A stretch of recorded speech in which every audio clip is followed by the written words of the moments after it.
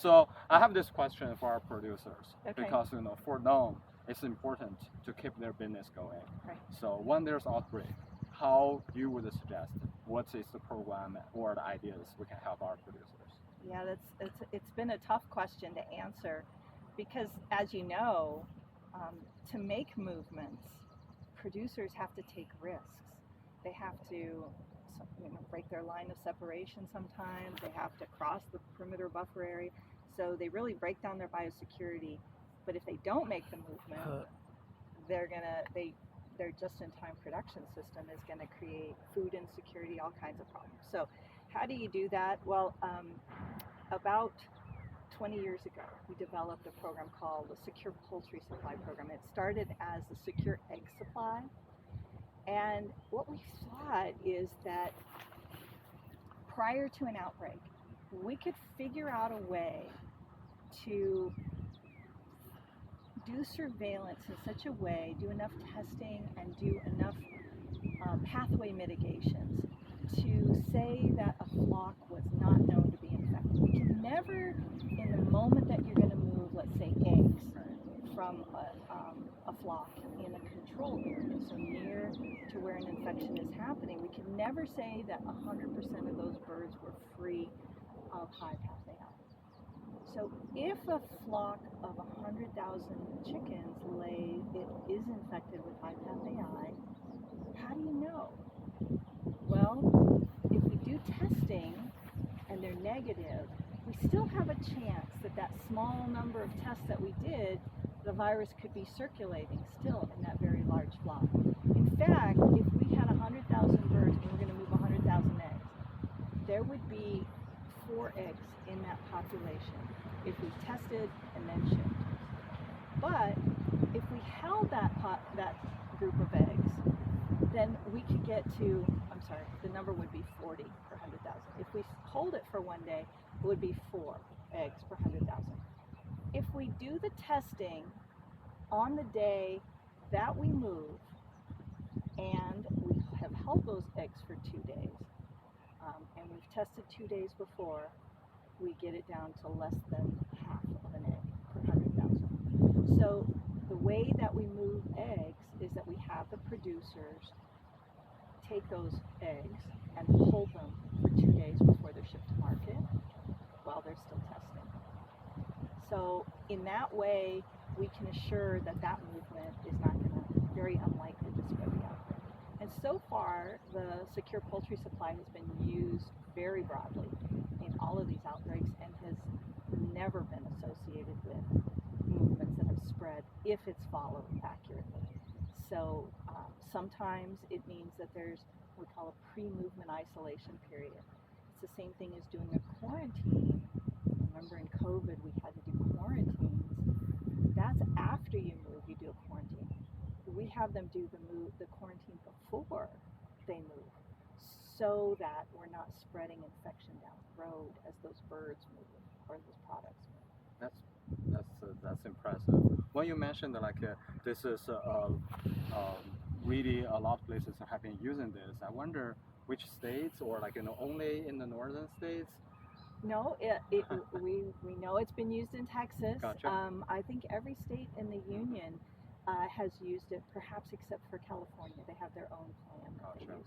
But in order to move between states, your own state is going to go to the Secure Poultry Supply website. Now, I'm not in charge, and my team is not in charge of determining if you can move. Right. That's up to the state that you're in. And so it may seem to you that you're following the science that the state has written, but the science has been done way ahead of time, and it's available to you. So industry can plan what they will need to do. For example, one of the things you have to do in order to make a transfer movement is you can't have visitors to the farm. That means things people like vaccination crews. Well, if you have a lot of pullets that you need to vaccinate, you're going to have to figure out how to batch and schedule those pullet vaccinations so that you have a window where those pullets would be movement ready. Wonderful. So we'll have the website here on the table. Yes, and and we'll definitely try to learn and educate so more of our audience and our producers and our everyone who may be interested can learn from this website. Okay, Yes. sounds great. That's wonderful. Thank you so much for sharing Sure. this Thanks, information. And I have exercises if you want to hold those in Okay. Texas. Yeah. So tell me a little bit what kind of exercise other states, including Texas, we can learn from you. So what we usually do is so permitting movements in an outbreak is something that happens between producers and the state. And so there's a lot of times people think it involves the USDA. Usually it doesn't. It's not going to involve us academics. But prior to the event and prior to needing that, there are ways that we can help them prepare. So what we usually, or we have done, is right before an outbreak, we ask the companies to send their permitting team. So who should that permitting team be?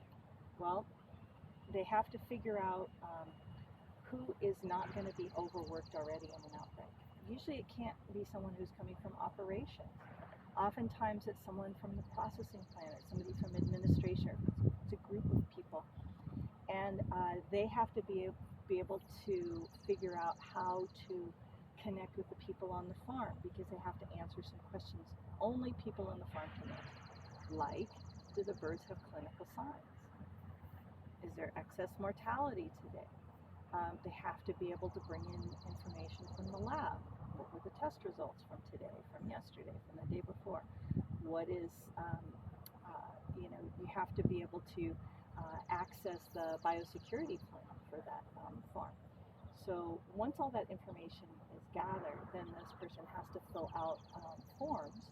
There's a lot of paperwork, and you can walk through it. It's done on the EMR's website, and so you can practice that by learning what the answers might be, because it's weird language. You have to understand what a origin and a destination is, and that a permit means different things. The meanings in that website are kind of jargony, and so you can have your team learn that with the state people. Makes sense.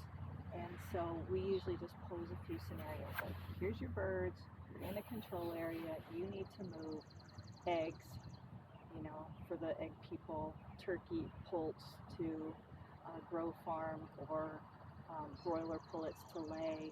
And so then we have them practice those different movements, and we have the state people work with the individual groups and help them through it. So it's really about getting those two groups together. Yes, that's a really important information, and that's actually how we work together to connect those people. Yes. Right. That's awesome. And I think a lot of times without extension, it's and that proactive thinking that we have in extension is that the state and the producer may not make time to do it until it's too late. Sure. And then in a panic, you have to figure out how to do it.